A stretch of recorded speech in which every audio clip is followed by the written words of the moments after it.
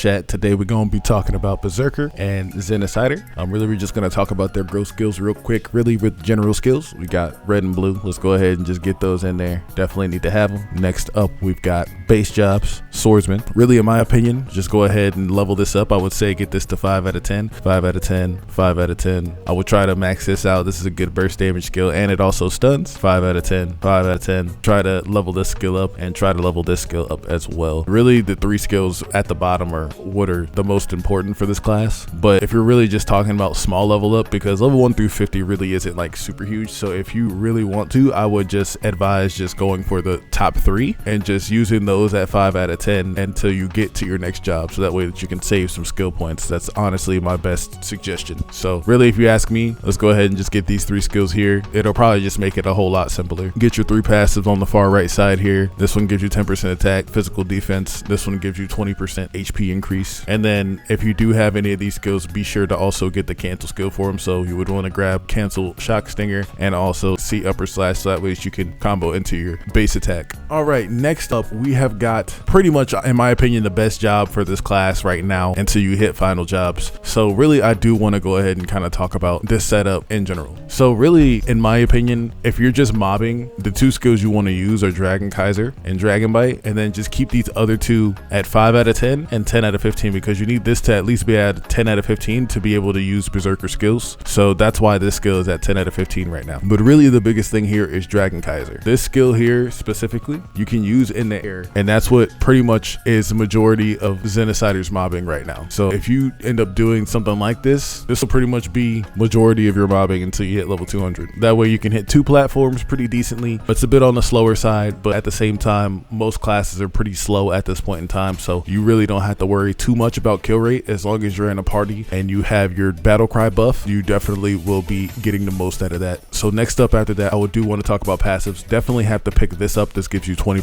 physical attack. Huge buff for every class, and this is a party buff as well. So definitely be sure to pick this up. On top of that, next up you want to go ahead and get critical fury. This will give you 20% attack and some critical damage. This will give you even more physical attack here. Warrior fighting spirit, and then raging fighting spirit will also give you maximum HP increase and a physical attack increase. All right, on to my current job right now. In my opinion, honestly, if you can skip the skills for the early on, I would just really skip these for the most part. The only skill that's really worth investing into pre-level 200 is Dragon Rising. The only reason I say that is because this skill is capable of hitting 2 platforms. So really, you want to get as many skills that hit 2 platforms as possible beforehand. So really, as you can see here, I only use 3 skills while I'm mobbing, pretty much for the most part while I'm playing this class, and that's Dragon Kaiser. I don't use this 1-second skill specifically because you can't use it in the air, and not only to mention, it's honestly slower than Dragon Kaiser. So that is also something to mention. But pretty much outside of that, these other 2 are pretty much bossing skills. I wouldn't worry too